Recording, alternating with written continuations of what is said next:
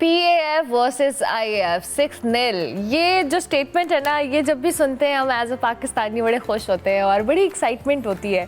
आज ही हम सेलिब्रेट तो डेफिनेटली हम कर रहे हैं इतने दिनों से, जब से ये मामला हुआ है कि किस तरह से हमारी अफवाज ने, हमारी एयरफोर्स ने, हमारी नेवी ने हमें प्राउड किया है, एज अ नेशन सेव किया है। लेकिन आज हम स्पेसिफिकली पाक फ़ज़ाइया के हवाले से बात करेंगे, जिनकी जो टेक्नोलॉजिकल एक सक्सेस रही है, साथ साथ जो उनकी स्ट्रैटेजी हो, टेक्निक हो, प्रोफेशनलिज्म हो, हर चीज़ ने साबित किया है कि पाकिस्तान एयरफोर्स जो है जी किसी से कम नहीं है। और आलमी सतह के ऊपर इसको रिकग्नाइज़ किया जा रहा है। लोग इनकी स्ट्रैटेजी और स्किल के ऊपर रिसर्च करना चाहते हैं, दुनिया की बेस्ट एयरफोर्स कहा जा रहा है। सो ये हमने साबित किया है और विद टाइम साबित किया। एवरी सिंगल टाइम हमने जब भी हमारी एयरफोर्स ने इस चीज़ को केटर किया या काउंटर किया है, किसी भी अटैक को इतनी महारत के साथ किया। आज हम उसी के हवाले से बात करेंगे। और कल जिस तरह से परसों हमने प्रेस ब्रीफिंग भी देखी, हमारे साथ इस वक्त जो हमारे मेहमान मौजूद हैं, air vice marshal retired Sajid Habib Sahab हमें स्टूडियोज़ में ज्वाइन करें। सर अस्सलाम वालेकुम। वालेकुम अस्सलाम। थैंक यू वेरी मच, बहुत शुक्रिया आपका कि आप तशरीफ़ लाए। ये जो जिस हम खुशी को और जिस एक्साइटमेंट के साथ ये 6-0 वाली जो टर्म है ना, हमें सुनने में कितनी अच्छी लग रही है। एंड आई थिंक कि विद टाइम पाकिस्तान एयरफोर्स ने ऑन एंड ऑफ ये प्रूव किया है कि we are one of the best. In fact we are the best right now. हर कोई इस बारे में बात कर रहा है।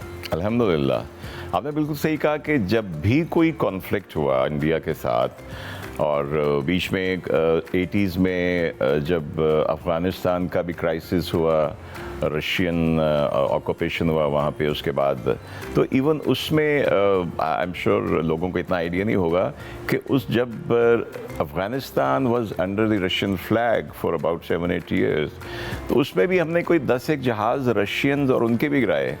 One of my friend, my coursemate, he shot down a Russian pilot जो कि अफगानिस्तान की तरफ से फ्लाई कर रहा था, and later on he became vice president of Russia.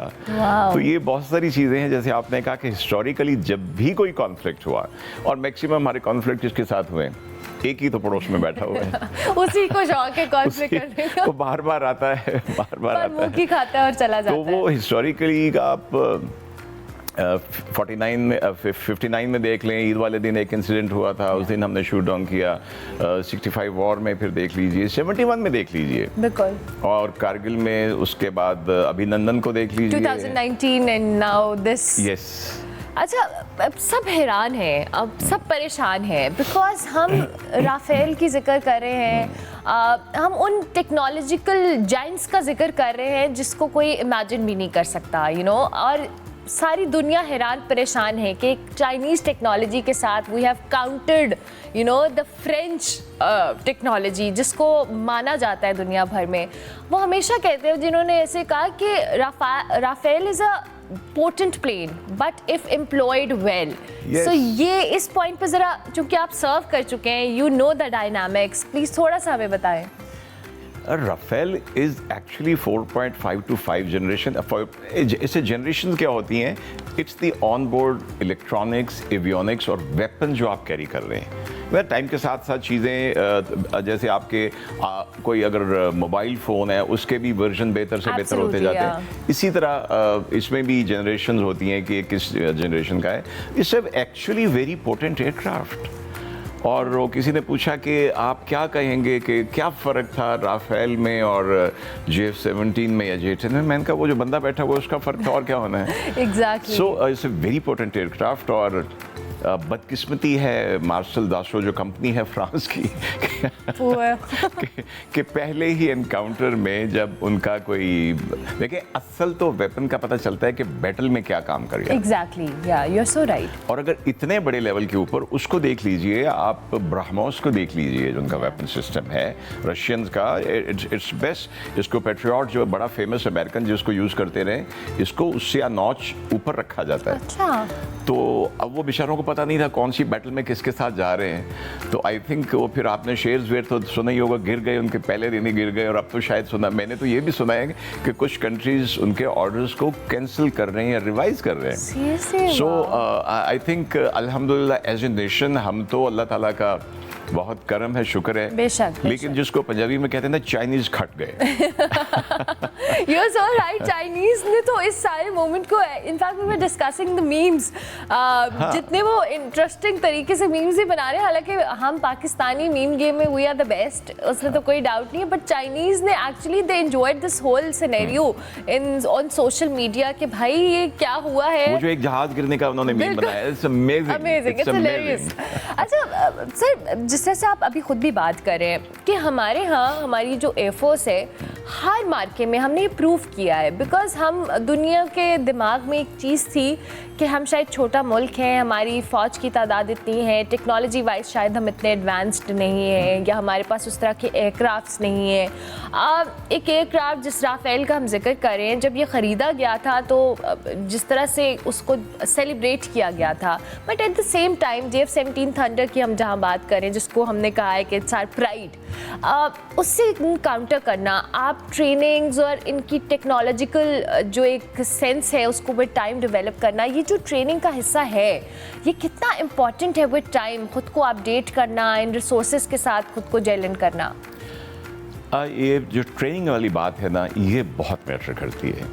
और मुझे याद है कि जब हमने अपनी फ्लाइंग ट्रेनिंग कॉम्बैट फ्लाइंग की शुरू की, तो हमें सबको यही बताया जाता था कि आप जब 2 उड़ेंगे तो आपको 6 का सामना करना होगा। So you have to learn to fight outnumbered. सबसे पहली बात तो ये कि नंबर गेम तो है ना, बिल्कुल ऐसा ही है। और लेकिन वक्त के साथ साथ फिर प्रोफेशनलिज्म जो है वो इतना अच्छा होता गया। हमने कुछ ऐसे इंस्टीट्यूशंस डेवलप किए।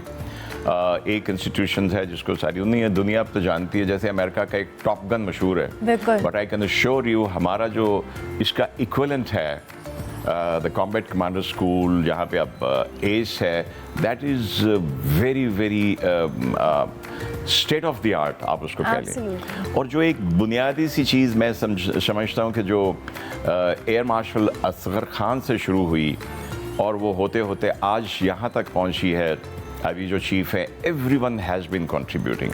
लेकिन पिछले कोई 10 साल में और पिछले 6 साल में थिंग्स हैव इतनी चेंज हो गई हैं कि इंडियंस कुड नेवर एक्सपेक्ट, उनको एक सरप्राइज नहीं मिली, multiple surprises. It's not just air, we have the Pakistan air force has become air and space force.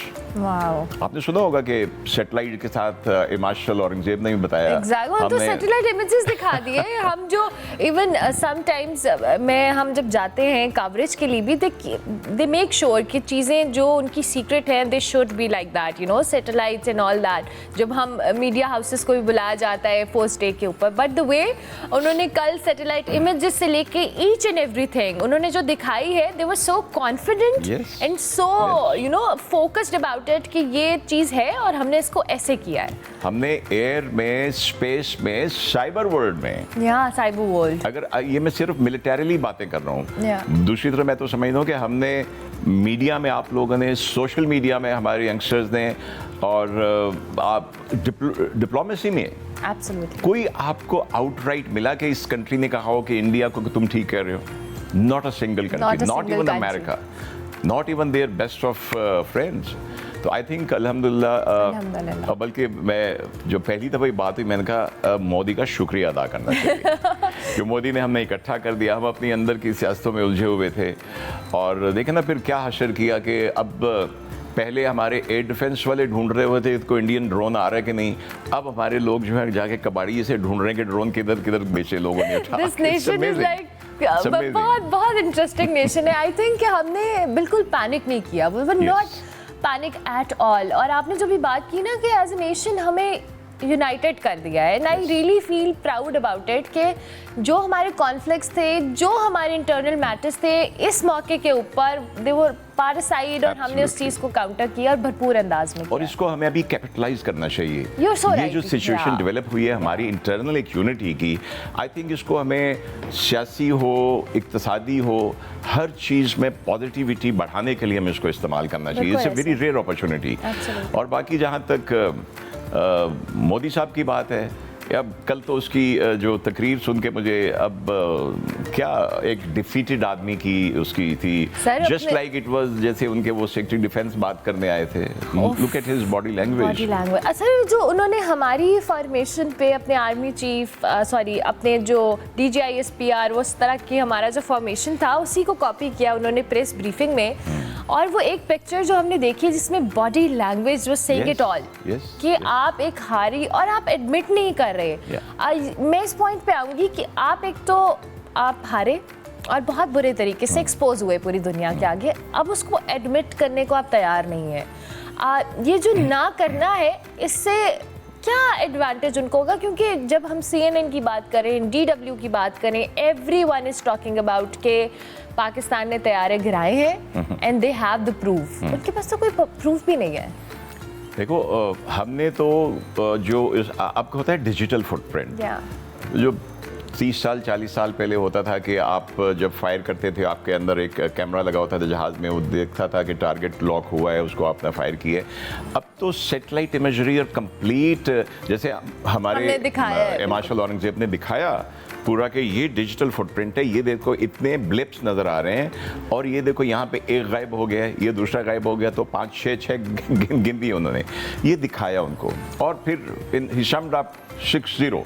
भाई अगर आपका कोई, अगर आप कहेंगे कुछ नहीं कहेंगे कि you have lost in the war, that means you are actually confessing.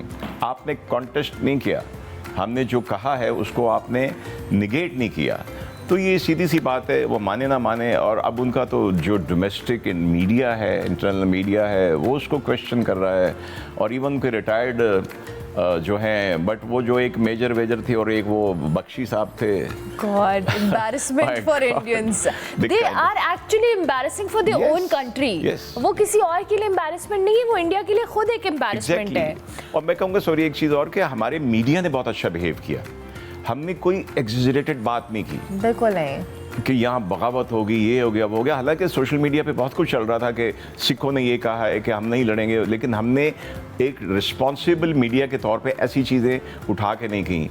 और उन्होंने क्या कहा अपने मेन स्ट्रीम मीडिया के ऊपर, इस्लामाबाद का घंटाघर तबाह कर दिया। मुझे सबसे ज्यादा फिक्र थी कि लाहौर की बंदरगाह तबाह कर दी। I was really worried. हम तो ढूंढते रहते वो बंदरगाह कि कहाँ है, हमें कोई बता दे। हमारे पास तो समंदर नहीं है, हम बैठ के कहते रहते हैं कराची वालों के पास समंदर है, लेकिन यहाँ तो उन्होंने बंदरगाहें उल्टा पुल्टा दी हैं। तो अल्हम्दुलिल्लाह everyone behaved very well, we got united as a nation.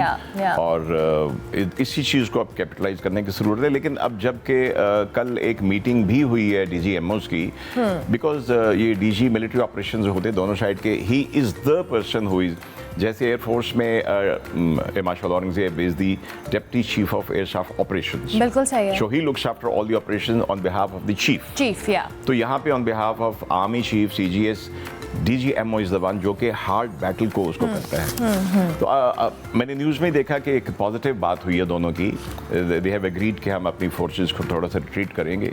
तो आई थिंक मुझे तो एक रिफ्ट सी नज़र आई है in India between the political leadership of Modi and their armed forces. I agree. देखिए एक फौजी जो है वो उसको पता होता है कि मेरी कैपेबिलिटी क्या है, उधर की कैपेबिलिटी क्या है। खास तौर पे अगर एक एनकाउंटर हो जाए एंड यू सडनली रियलाइज कि ये तो मैंने इनकी स्ट्रेंथ देखी नहीं थी, तो he will never go for something जो कि अगेन उसके लिए एम्बैरेसमेंट एक्सपोज करे उसको, वो थ्रेट करे।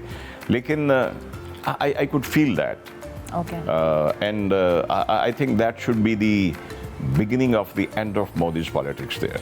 I think जैसे भी आपने बात की है सर, जैसे हमने देखा है इस सिनेरियो के अंदर कि चाहे उनका मीडिया हो और आपने जो रिफ्ट का जिक्र किया वो हमें कुछ चीज़ों में इसलिए भी नज़र आई because the way they were explaining their defeat. Yes. They couldn't admit, they couldn't deny at the same time. वो ना इनकार कर पा रहे थे ना एडमिट कर पा रहे थे. The pressure, because जो एक्सट्रीमिज्म हमने देखा है इंडिया के अंदर, स्पेसिफिकली अगर हम मोदी सरकार की बात करें, आप कोई चीज़ उनके कंट्रोल के वो अपने कंट्रोल में रखना चाहते हैं, और उसकी आप ये रीज़न समझते हैं कि ये जो तैयारी शायद उनकी नहीं थी या उस चीज़ के लिए तैयार नहीं थे, the way Pakistan surprised them? I think बहुत सी मेरे तो ये भी ख्याल है इन माय ओपिनियन के इंडियन आर्म फोर्सेस में टॉप लेवल के ऊपर इतनी कोई विलिंगनेस नहीं थी कि we should go for this kind of a thing. उसकी सबसे बड़ी एग्जांपल, जो जैसे ही पहलगाम हुआ 10 मिनट में पाकिस्तान पे मोदी ने इल्ज़ाम लगा दिया, फिर जाके अगले दिन तकरीर भी कर दी सियासी किस्म की, हम ढूंढेंगे, मारेंगे, ये करेंगे, वो करेंगे.